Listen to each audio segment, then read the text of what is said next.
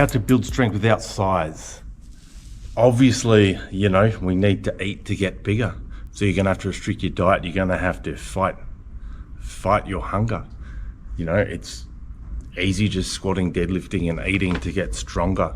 But you technically need to be a little bit more efficient if you want to get super strong as a lightweight. In regards to this, because you can't just rely on getting bigger muscles, you need really efficient muscles. So your breakdown of your programming, maybe your hypertrophy phase, you can't put on as much as you do as a super heavyweight. If you're just restricting calories, your workouts probably can't be as long. Like a lot of super heavyweight guys I know, man, they can train for like 4 hours. But if you're like 60, 70 kg and you want to stay the same weight, a 4-hour workout, might not be ideal for you, or it might not be ideal for most people.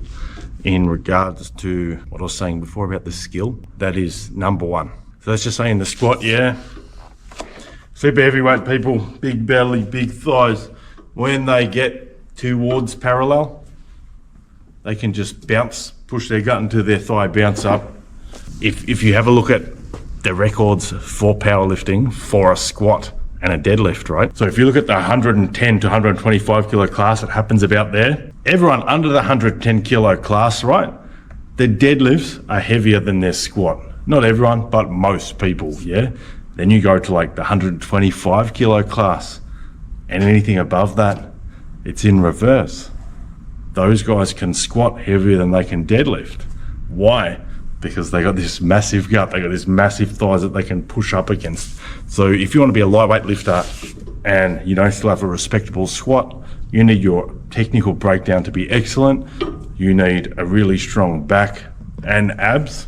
You can't be, falling over doing a good morning squat, because it's not as efficient. If you don't have a big gut, if you don't have big thighs, you'll get crushed under that weight. I think your recovery too, like you can't eat as much as a super heavyweight. So basically you need a reduction in pretty much everything but technical execution, and your technical execution must be perfect. So reduction in training volume, reduction in training intensity, reduction in food, and increase your sleep. And that would be my recommendations.